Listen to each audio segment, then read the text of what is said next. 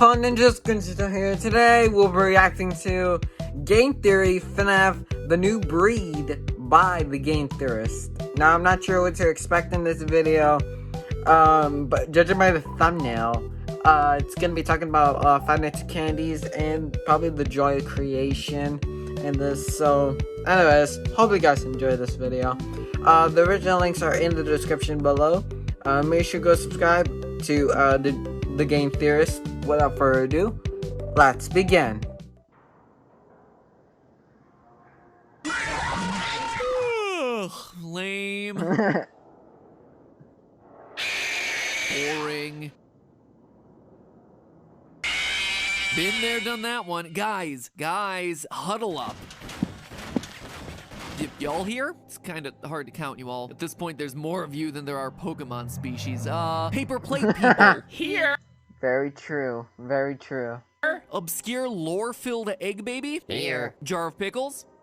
Great. Listen up, everyone. Y'all have a big problem on your hands. You all are yesterday's news. People know about you. They survived you. They remember you. Well, except for you, egg baby. Long story short, guys, people know what to expect of you. To be scary, you need to be unexpected, new, unpredictable. And that's why, gentle bears and lady chicks, I introduce you to the new breed. Welcome to the family, guys.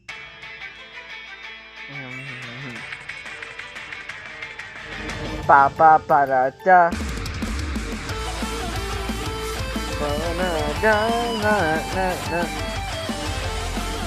So I'm kind of am right. This is gonna be based off of Candies and Joy Creation, and also Flumpies and Pump Goes.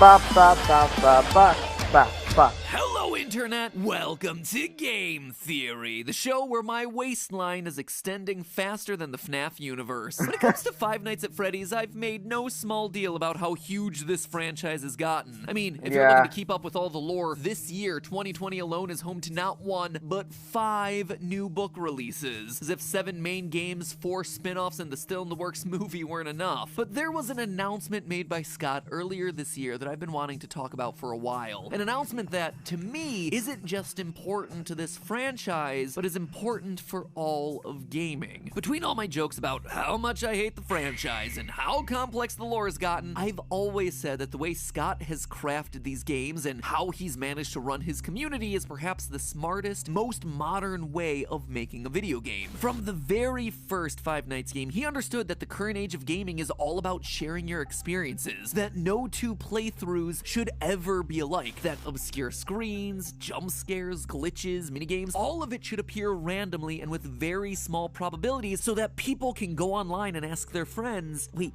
did you see that? Was this a real thing? From the first appearance of Golden Freddy in the newspaper clippings in FNAF 1, all the way up to Help Wanted surprise Easter eggs of coffee from his early game The Desolate Hope, these sorts of things form I never saw that before. Wow. Lifeblood of this franchise. That is what gets people talking about your game and sharing videos of your game. And yet, it's a game design feature that shockingly modern developers just don't seem to do. But all of that's happening on the micro scale. Today we're zooming out to talk about the big picture. Another move that Scott's made that completely bucks the trend of modern game development and truly embraces what it means to lead a successful franchise in 2020 and beyond. An age of creators and accessible game making tools. I'm speaking, of course, about the Fazbear Fanverse Initiative, something Scott announced back in August of this year. In case you haven't heard about this thing, here's a quote from the Reddit post. There have been some great fan-made spin-off universes created in this community, and I want to see them keep going. That's why I've put some of my own cash toward development of new games in those game series. However, I'm going to stay out of the development side of things so that these creators can do their thing. They're going to develop these games and interact with the fan base just as they would have normally, and when the games are done, they'll be released on Game Jolt for free just like normal. The difference now is that they'll also be bundled up with other games, and sold on most major consoles and mobile as well. At least that's... Oh, wow. I didn't get to read that part, though, like because I forgot about that part. It will release on console and mobile. But that would be exciting, cause One Night Flumpty's just released on iPhone just now. Oh well, not just now, like a couple of weeks ago. So, yeah. The plan. Did I mention there may be some toys and other merchandise of these fan games too? It's a project that's designed to invest in those franchises, give back to the developers, and hopefully bring new entries to those franchises as well. So the TLDR version of this, Scott's pulling a reverse Nintendo. He's embracing and extending fan games. He's investing in them, helping them with distribution, and heck, maybe even merch. The first wave of this initiative involves 5 titles. Five Nights at Candy's 4, which, you know, is just FNAF, but with cats. Pop Goes Evergreen, which is, you know, FNAF with rodents. One Night at Flumpty's, which is FNAF with eggs. The Joy of Creation, which is FNAF but on fire. And FNAF Plus, which is, well, it's just FNAF Plus. That is obviously a big simplification of all these games just for the joke, but you get the point here. They're all spin-off games with the basis of Five Nights at Freddy's. Now, all of this sounds well and good, right? I mentioned that it seemed like Scott Cawthon was taking the initiative to embrace and extend existing fan works, and those are words with warm and fuzzy vibes, but they're also words that have, well, they have themselves a history that's a lot less warm and fuzzy than you might think, thanks to a third E that's less mentioned, extinguish. That might sound harsh and seem like it's coming out of nowhere, so let me explain what I mean with all this. I think it's necessary to talk about another company that publicly took the embrace and extend approach and what it meant for the evolution of an industry and how Scott is taking a similar approach but turning it on its head. Ladies and gentlemen, it's time for a lesson on everyone's favorite game theory topic, antitrust law. Antitrust law seems to be a hot topic these days, with Facebook robot Mark Zuckerberg and Twitter CEO Jack Dorsey getting grilled in front of Congress this year not just once, but twice. While it might be a trending topic in 2020, big tech companies getting taken to task for monopolistic and anti-competitive business practices is nothing new. Back in the 90s, before companies like Google and Twitter and Facebook were but a twinkle in some source code's eye, the tech giant that everyone had their sights on was Microsoft. And mind you, this was almost a decade before anyone had even heard of an Xbox. This is back in the days of Internet Explorer, who, let me tell you, was facing some fierce competition from the likes of Chrome? Firefox? Heck no, this is the 90s, baby. Their competition looked a lot more like Netscape Navigator and Mosaic. And Microsoft resorted to some, not so pleasant, and as it turns out, not so legal tactics in order to edge out the competition. During the 90s, Microsoft was public about their strategy of embrace and extend. The basic idea is that you start by finding something that someone else has made, like a technology standard, a protocol, or a tool of some kind, and say, cool, we're gonna embrace it and start using it ourselves. And then you extend upon it by saying, well, this thing that someone else made is cool and all, but we're gonna make it even bigger and better. We're gonna build our own proprietary technology on top of it, and people can begin using our version of that old standard. Steve Ballmer, who at the time was the executive vice president of Microsoft and went on to be president and later CEO, described it in an interview with the New York Times. Quote, new products and services should simply be extensions of the old. Whether it's me or the guy who replaces me because we don't do well, we'll keep coming, and we will do well. Yeah, I'd say you did pretty well for yourself, Microsoft, and largely because of this embrace and extend motto. Heck, according to one article I read, a Microsoft employee even wrote a song titled The Battle Hymn of the Reorg that ended with that exact phrase. The song goes a little something like this. Oh, our eyes have seen the glory of the coming of the net. We are ramping up our market share. Objectives will be met.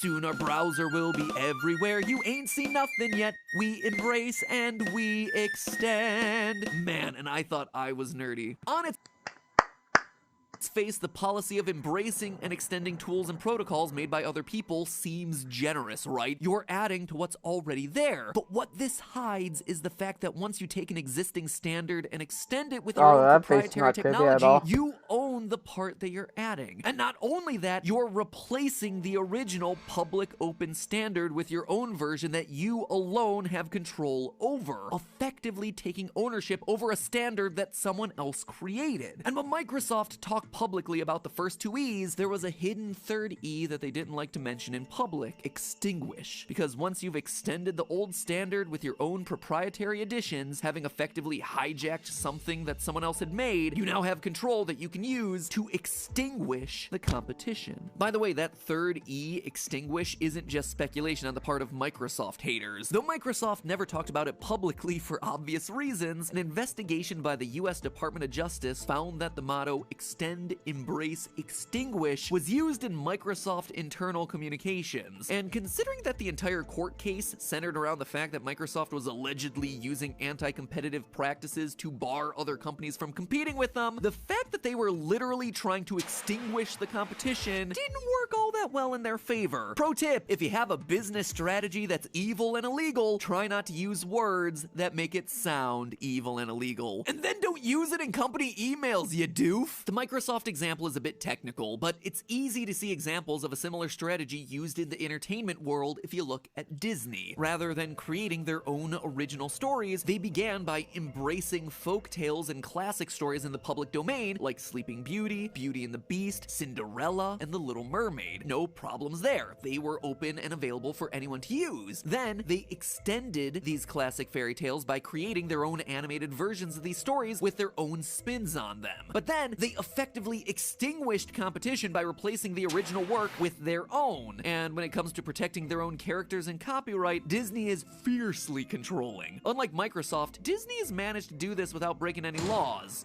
Technically speaking, they just lobby to change the copyright laws. Mickey Mouse, as a 92-year-old character at this point, should technically be in the public domain. Dang, he be old. By now, except for the fact that the laws seem to mysteriously change every time his copyright is set to expire. Strange coincidence, huh? Couldn't possibly have anything to do with the millions of dollars that Disney's spending to lobby Congress every time it happens, could it? Nah.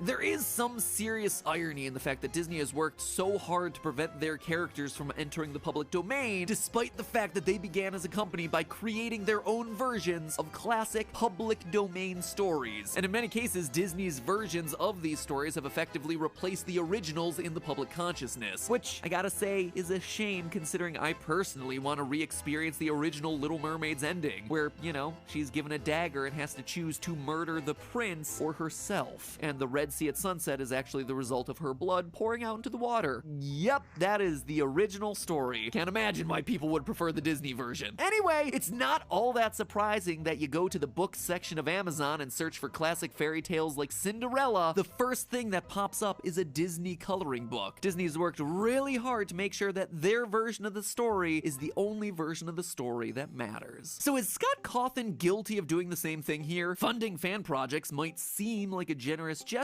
but is this really part of his plan for world domination? Well, the short answer here is no. In fact, while his strategy might at first appear to have some superficial similarities No, because Scott Cawthon is a good soul. with the behavior of Microsoft in the 90s, you can actually argue that he's doing the exact opposite of the business practices that we see from companies like Microsoft and Disney. And this applies to basically every He step may be of the a troll, process. For instance, but Microsoft He may be a troll, but he's a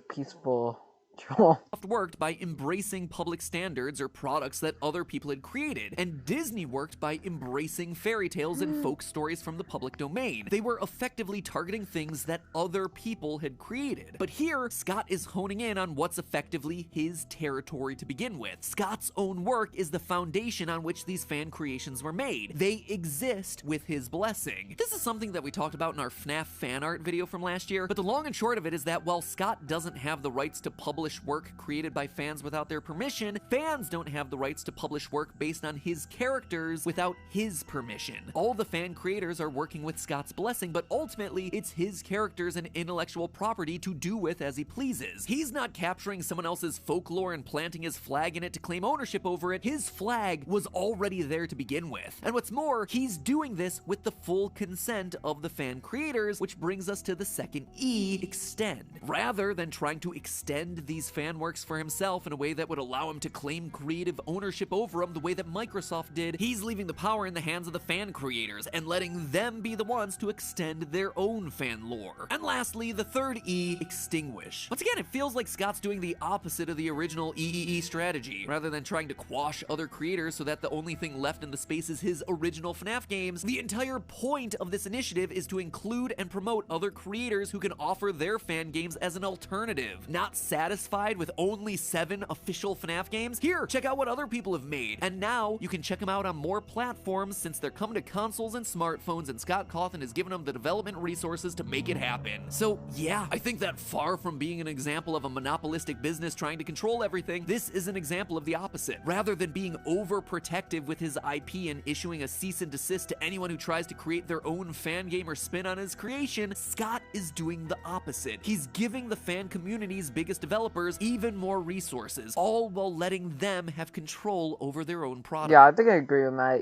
Yeah, because Scott is a peaceful boy.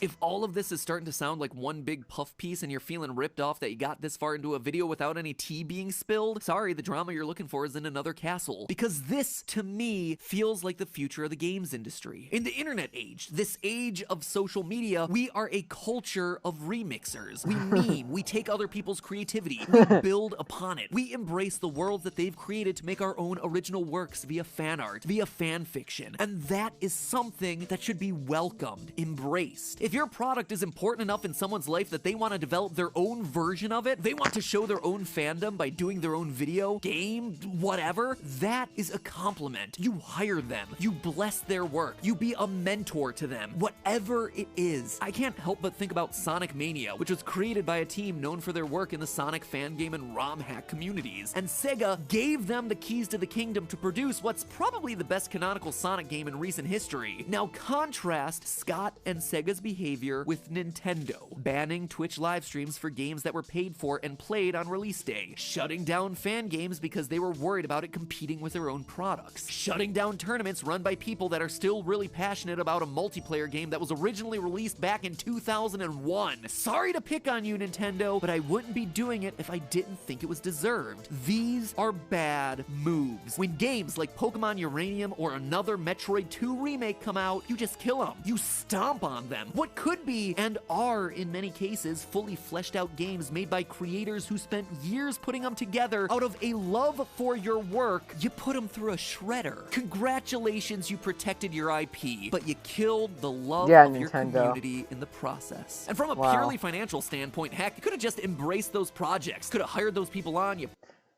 I think Mario's evil. Polish them up a little bit, you had 2 quick and easy money makers. If you're thinking about it from just the pure cold-hearted dollars and cents, that is money you left on the table. Period. I'm sorry, times have changed. I don't know where I'm going. I don't know where I'm going with that Mario being evil now.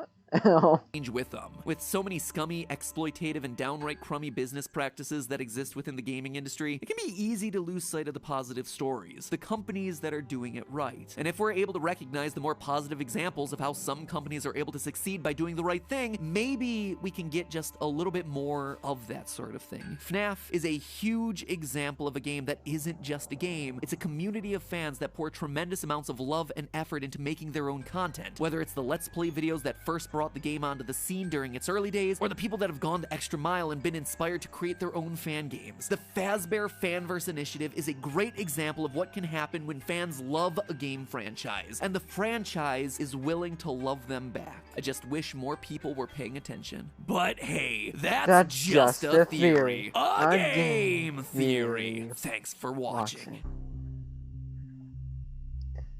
Well, I actually quite like this video. I really agree with that. Anyways, guys, hope you guys liked this video. I really enjoyed this video. And, yeah, I agree with Matt on this, because, Scott Cawthon is just a really nice guy, and, he wouldn't really do that to anyone. So, yeah, anyways, hope you guys enjoyed this video. If you did, leave a like, comment down below what do you guys want me to react to next. Subscribe to the channel, hit the notification bell, and I'll see you ninjas later. Peace out, guys.